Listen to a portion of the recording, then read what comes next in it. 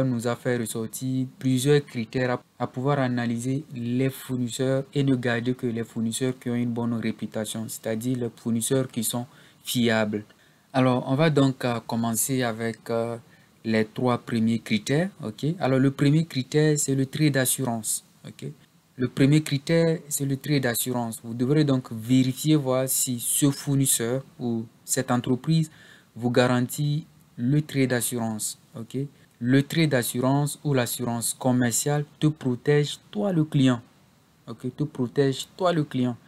Et avec le trait d'assurance, quand tu effectues un achat sur la plateforme Alibaba avec un fournisseur et que par la suite tu as un problème avec ce fournisseur-là, le trait d'assurance te permet de lancer la procédure de remboursement.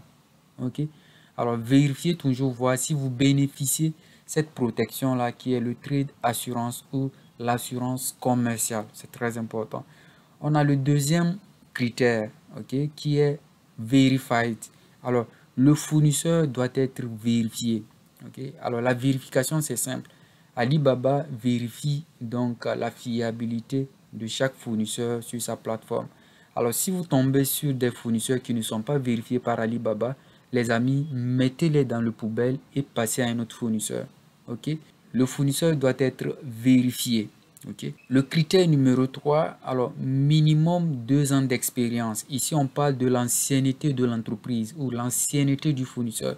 Le fournisseur auprès de qui vous voulez donc acheter le produit, il doit au moins avoir exercé 2 ans sur la plateforme Alibaba.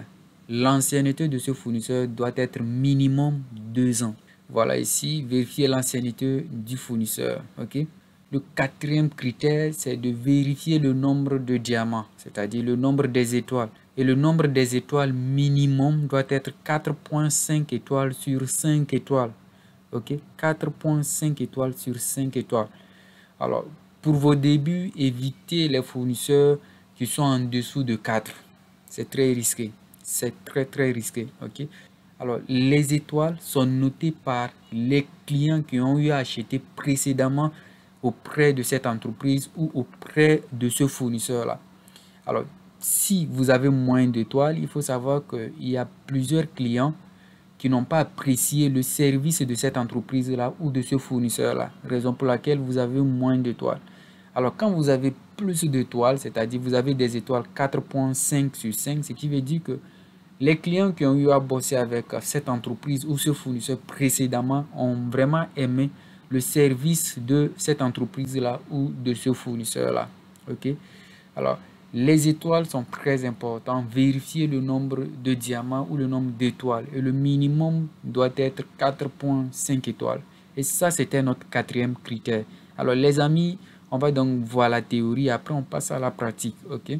Alors, le 5e critère, ce sont les avis laissés par les précédents acheteurs. Et c'est très important ce point-là. Alors, les acheteurs précédents qui ont eu à bosser avec cette entreprise ou ce fournisseur-là, il y en a parmi eux qui ont laissé des avis, c'est-à-dire des commentaires. Okay? Allez donc checker ces commentaires-là, vérifier ces commentaires-là.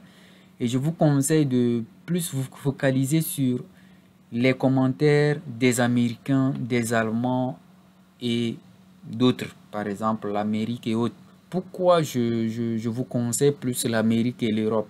Alors ces pays-là, la majorité n'achète que de la qualité. Allez vérifier les commentaires des clients américains, des clients allemands, des clients français, c'est-à-dire privilégiez plus l'Europe et l'Amérique. Okay? Le 5e critère, minimum 90% de taux de transaction reçu. Alors, le fournisseur doit avoir minimum 90% de taux de transaction reçu. C'est très important ce point-là, je vous explique. Supposons que ce fournisseur ou cette entreprise-là, ok, auprès de qui vous voulez acheter votre produit, s'il a un taux de transaction reçu de 80 pour 90%, cela signifie simplement que sur 100 commandes, il a reçu à livrer 90% de commandes à temps. Okay, il a respecté le délai de livraison. Mais sur 10 commandes, il a eu des anomalies, c'est-à-dire il n'a pas pu livrer ça à temps. Mais quand même, il a livré le colis. On a donc 90% de livraison reçue et 10% de livraison reçue, mais le fournisseur ou l'entreprise n'a pas pu respecter son temps de livraison. peut-être suite à des problèmes qu'on ignore. Ok, ça peut arriver. Mais quand on a 90% de taux de livraison ou de transactions reçues, c'est déjà rassurant. Ça nous rassure tout simplement que quand on achète auprès de cette entreprise-là ou de ce fournisseur-là, on a cette certitude qu'il va donc livrer notre colis à notre transitaire qui se trouve en Chine là-bas. Voilà l'assurance que ça doit nous donner ou la confiance que ça doit nous donner. Et ce critère-là est très important. Le minimum, les amis, c'est 90%. En dessous de 90%, c'est à vous de décider. Mais le conseil, selon l'expérience que moi j'ai acquis dans l'importation sur Alibaba, je vous conseillerais plus 90% comme taux de transaction minimum. Ok? Comme ça, on élimine tout risque. Le sixième critère, ou non, plutôt le septième critère que vous devrez vérifier, c'est le temps de réponse du fournisseur. Alors, le temps de réponse d'un fournisseur aussi est très important. Ok? Alors, le temps de réponse est le dernier critère qui est lors de la discussion. Il faut que le fournisseur s'implique dans ta discussion. Ok? Là, les deux critères-là marchent de pair. Alors, je vous explique un peu le septième critère, le temps de réponse du fournisseur. Ok? Alors, le temps de réponse du fournisseur, maximal autant pour moi, doit être 5 heures. Ok? Doit être 5 heures, selon moi. Doit être 5 heures. Pourquoi je dis cela? Et je vous explique c'est quoi le temps de réponse.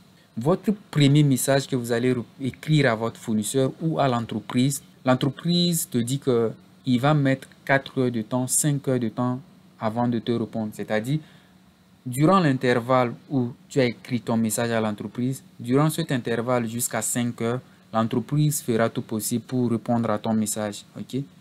Et c'est ça qui est le temps de réponse. Ok? Alors, si une entreprise doit mettre 15 heures de temps avant de te répondre, c'est louche. Personnellement, je trouve ça louche. Ok?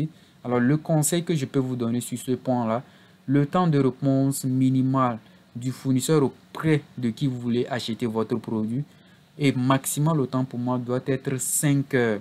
Ok? C'est-à-dire le moment où vous l'envoyez le message, au moins pendant 5 heures de temps, il fera tout possible, l'entreprise fera tout possible ou le fournisseur fera tout possible pour répondre à votre message. Quand le fournisseur répond vite à ton message, cela montre l'implication dans ta discussion. Ce qui nous amène au huitième critère qui est lors de la discussion, tu dois essayer de vérifier certains critères. Le fournisseur, il doit répondre à tes messages rapidement. Et NB, je dis là que vous devez connaître les heures d'ouverture. Ça aussi, c'est important. Okay? Il faut connaître les heures d'ouverture. Nous qui sommes en Afrique, par exemple, fuseau horaire GMT plus 0, à 23 heures déjà en Afrique, avec le fuseau horaire GMT plus 0, en Chine, c'est en ce moment, eux, ils ouvrent les boutiques. Ce qui veut dire que à 23 heures, en allant vers 0 heure, en ce moment, quand vous écrivez un fournisseur, il faut que pendant ces périodes-là, ils te répondent parce qu'en ce moment, ils sont de service. Mais si ça met du temps, cela veut tout simplement dire que ce fournisseur ne s'implique pas vraiment dans ta discussion. Okay? Et moi, je trouve ça logique. Alors voilà donc quelques critères que vous devrez donc vérifier afin de filtrer les fournisseurs qui sont fiables, qui sont crédibles.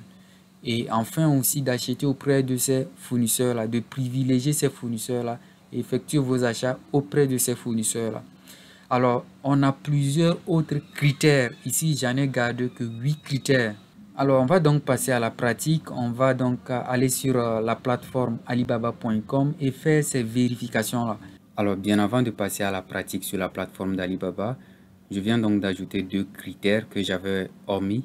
Ok, voilà donc ces deux critères. Alors, le critère I qui est le 9e critère, vous devrez donc vérifier le chiffre d'affaires de l'entreprise par rapport à l'ancienneté de l'entreprise. Ok, alors je vous explique. Par exemple, imaginez que une entreprise exerce son activité sur Alibaba il y a de cela 10 ans et que le chiffre d'affaires total qu'a généré cette entreprise sur l'étendue des 10 ans s'élève à 10 000 dollars, 20 000 dollars. Déjà, vous allez comprendre automatiquement qu'il y a un problème avec cette entreprise-là. Cette entreprise ne peut pas exercer pendant 10 ans sur la plateforme d'Alibaba et ne réaliser qu'un chiffre d'affaires total de 10 000 ou 20 000 dollars. Là, vous comprenez automatiquement qu'il y a un problème avec cette entreprise. Même si vous avez du mal à détecter ce problème avec l'entreprise, mais vous avez cette certitude qu'il y a un problème avec cette entreprise. Et cela devra vous faire fuir au fait. Soit les produits de cette entreprise ne sont pas de bonne qualité, soit la satisfaction client n'est pas bonne. Il doit avoir forcément un problème. Ok? Il doit avoir forcément un problème. Parce que quand vous essayez de faire la comparaison ou le parallèle avec d'autres entreprises sur la plateforme Alibaba, il y en a d'autres entreprises déjà en 2 ans d'expérience ou d'ancienneté sur la plateforme Alibaba. Quand vous analysez leur chiffre d'affaires, ils sont aux environs 50 000 dollars, 100 000 dollars. D'autres vont même à 400 000 dollars. Il y en a qui vont à 1 million de dollars dans un laps de 5 ans, 10 ans. Alors, si le chiffre d'affaires est faible et que l'ancienneté de l'entreprise est très élevée par rapport à son chiffre d'affaires, tout de suite, vous devrez comprendre qu'il y a un problème avec cette entreprise. Même si vous avez du mal à détecter ce problème-là, sachez quand même qu'il y a un problème avec cette entreprise. Alors, si vous êtes une personne astucieuse, une personne prudente, vous allez tout de suite mettre cette entreprise-là dans la poubelle et chercher une autre entreprise qui vous fabrique les mêmes produits que vous l'achetez. Alors, et enfin, le 10e critère, qui est le critère K, l'entreprise auprès de laquelle vous voulez acheter votre produit, cette entreprise-là, vous devrez vérifier voir si elle est active ou inactive sur le mois en cours. Par exemple, je suis dans le mois de mars, c'est le mois de mars qui est en cours. Je vais acheter un produit auprès d'un fournisseur chinois sur la plateforme Alibaba. Alors, je dois donc vérifier voir si ce fournisseur ou l'entreprise là est active, est restée active dans ce mois de mars ou elle est inactive dans ce mois de mars. Alors, c'est simple. Active dans ce sens que, est-ce que dans